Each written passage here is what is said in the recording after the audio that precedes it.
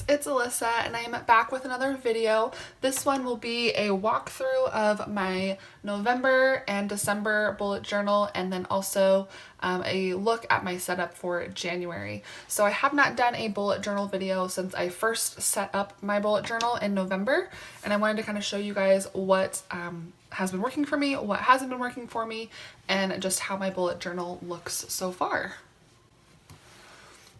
So you guys have seen this already. I haven't really been using my index. It stops pretty much at page 24, and I have, I think, filled up to like page 56.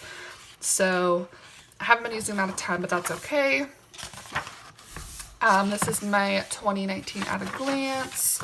Haven't filled any of this yet, obviously, because it is for 2019 and it is still 2018. I've filled in a little bit of the events that are happening. This is my future log, so I've been enjoying that. I have set a couple of goals for 2019, but I want to set some more and then maybe do like a video on that. And I've written down a couple of things that I want to try in the new year. And I got this idea off of a podcast, and it's just kind of like small things that you want to try in the new year. You know, having things on there like travel to Italy, like sure, it would be great to do that, but it is a little bit harder. So I tried things, or I put things on here like that could be done in a day. So that is what I have for that page. I've got some YouTube videos on here, or YouTube video ideas on here. Haven't filled in this yet at all, obviously, since it is for 2019. Still have not drawn in the leaf part on this page, but that's okay. I have filled in a couple of things that I like about myself. I just haven't gotten around to putting things that I like about the world yet, but that's supposed to last me all year, so I'm not too worried. I think since I set up this page, I have added a couple more places. We were planning on going to Las Vegas in February, but I don't think that's happening anymore, so we will see if I even check off one of these places in 2019. But it's fun to just kind of have a list of all the little cities that I want to visit. And then here is my, like, one of my favorite spreads, and this is just keeping track of my debt payoff. I have kind of done a bad job estimating the size that these boxes should be. Both of them should have been a little bit smaller, I think, but that's okay. So I like this, just a visual representation of how much debt I've paid off. So I like that page. This one is kind of like harder for me to use just because most of these bills are on auto pay, so I forget to come here and check them off, but I still like the setup, and it would be really useful for someone that doesn't have auto pay on their bills. This page I've hardly used, but that's okay. The leather jacket TJ got me for Christmas, so I don't really have anything else on here, but I plan on using it especially for January. As you guys will see, I am planning on doing a no-buy month for January. So this will be a good place for me to write down the things that I had the desire to buy in January, so I can actually think about them and decide if I really want or need them. So here was my November. Let's flip through here. I really liked having a calendar spread. As you will see, I did something a little bit differently for December, and I didn't like it as much. I also did the numbers in this pen, which was not the best decision because when I went over them with a Crayola Super Tip, it kind of like bled the ink a little bit. So now I do the numbers in a micron pen, and that does not smudge when you use a marker on top of it. But I really liked using a calendar spread. And then this was my budget page, which worked great. I really liked this style of mood tracker. It wasn't, the most aesthetically pleasing thing in the whole entire world, but I did like the different colors. I like having a section for me to write like what happened that day to remind me, why these days were not good, and why these other days were really good. So I carried that over to January. And then this page was all for tracking my nightmares, and they've decreased happily since then, and this was actually a really good month. I usually was having a lot more than just 3 in a month, but they've gone down even more now, so that's really nice. I haven't felt the need to include another page for tracking my nightmares, and January, so that's really good. This was my first week. I did include a little like parking pass from Disneyland. I included the sticker from when I voted. I liked writing a cute little quote down here. This page was really cool. I don't know why I was feeling this way, but I just said, hey, guess what? You can do anything that you want to do. And I don't know what sparked that, but it's true. Okay. Laundry, for goodness sakes. I was really falling behind on laundry. This was my little like Christmas. I needed a place to jot down what I wanted to get people for Christmas. And so I just wrote down how many weeks were until Christmas and then my little gift ideas. As you can see, I barely had any for anyone, but I just liked having a page to jot that stuff down. And this is what I love about bullet journaling, is that you can throw pages like this in your weekly spreads and it doesn't really matter. So this was a very short week. I think I was on Thanksgiving break, so I knew I didn't need a whole lot of room to write things. And then I did like a kind of like a journal prompt, just something that I felt compelled to do, write down kind of things that I want to accomplish in the next 5 years.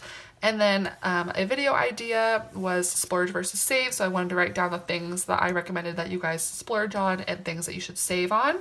And then I was planning a road trip to Big Sur for TJ and I's anniversary, but sadly that's not going to work out. But here I was writing down my plan, and by it's not going to work out, I don't mean TJ and I mean this road trip.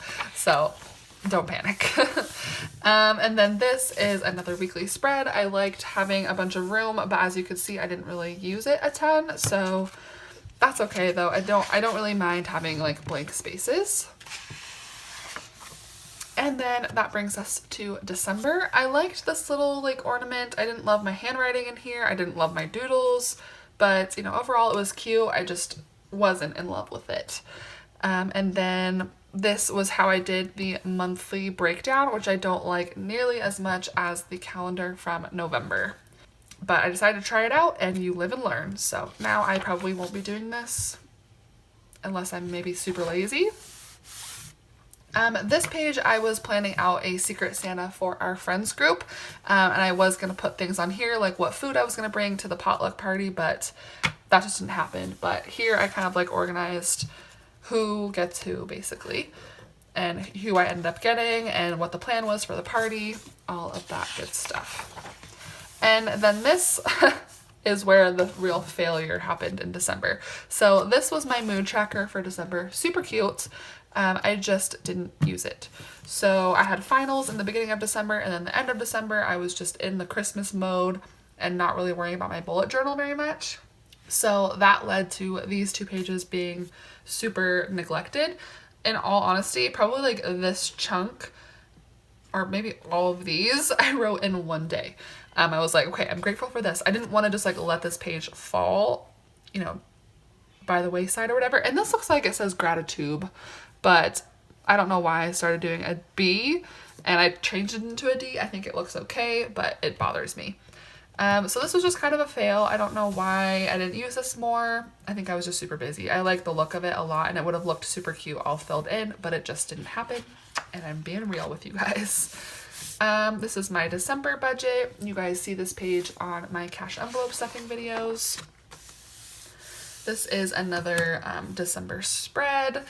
I like adding cute aspects. It rained a lot that day, and that was the day my camera stopped working. I liked this style of spread a lot. It has lots of room for a tracker. It has room for notes and a to-do list. I like having a little sneak peek of what's happening next week.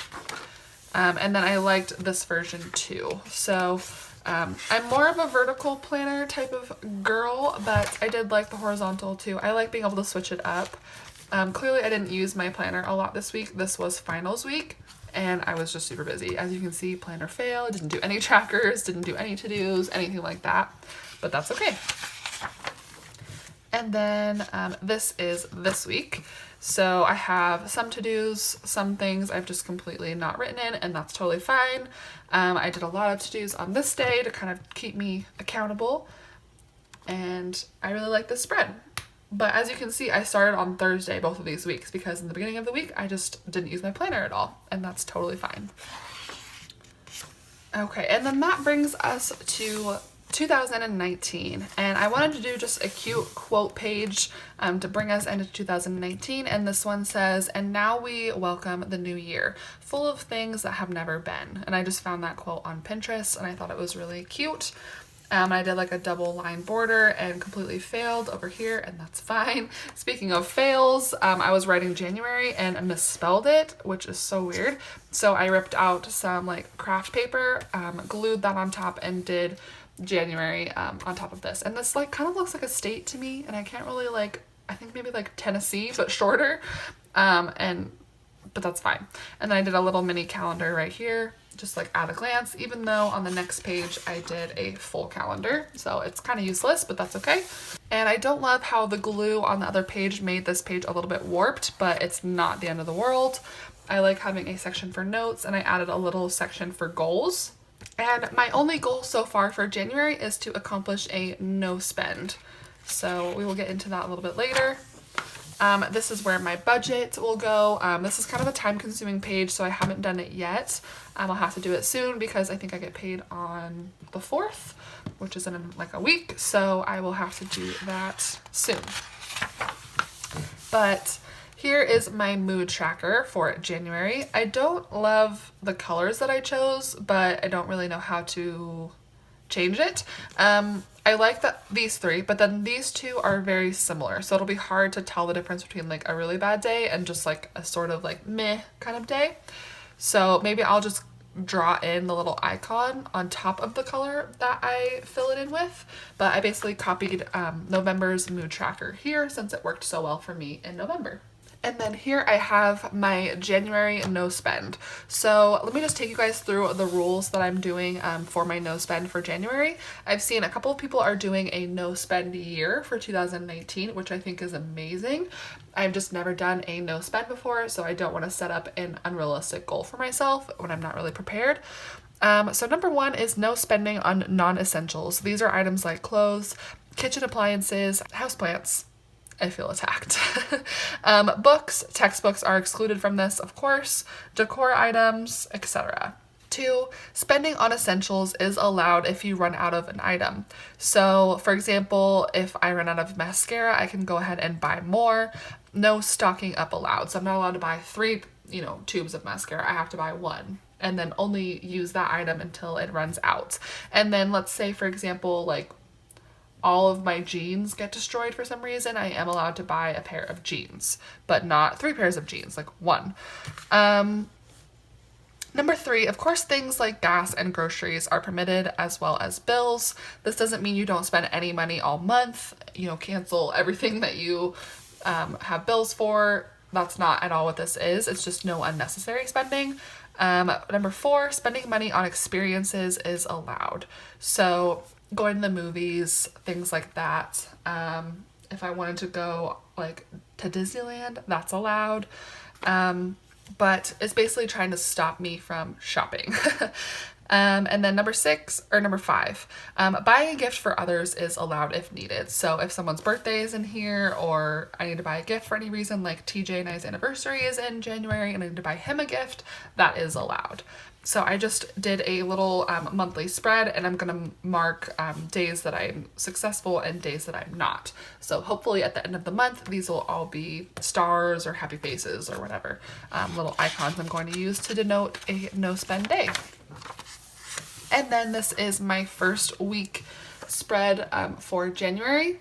And it was a little bit of a fail. I kind of messed up with the lines here and here. There's mess ups all over the place, but it's fine. It'll work perfectly fine.